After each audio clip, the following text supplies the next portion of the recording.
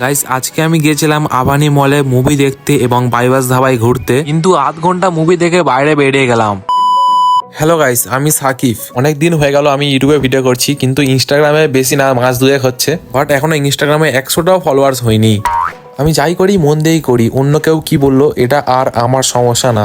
মজা করা সহজ, চেষ্টা করা কঠিন, আর আমি এই কঠিন পথটাই বেছে নিয়েছি। আমি ইউটিউবে যে এতটা সাবস্ক্রাইবার করতে পেরেছি এটাই আমার কাছে অনেক বড় ব্যাপার। হয়তো লাখ না হাজার, কিন্তু এটাই আমার কাছে সত্যি অনেক বড় ব্যাপার। আর আমরা এখন গাইস চলে এসেছি আবানি মল পিভিআর সিনেমা।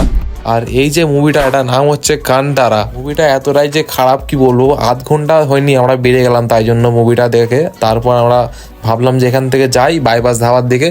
তো আইটিসি রয়্যাল বেঙ্গল দেখতে দেখতে আমরা চলে এলাম গাইস আবানি মল ফেলে বাইপাস ধাবাতে।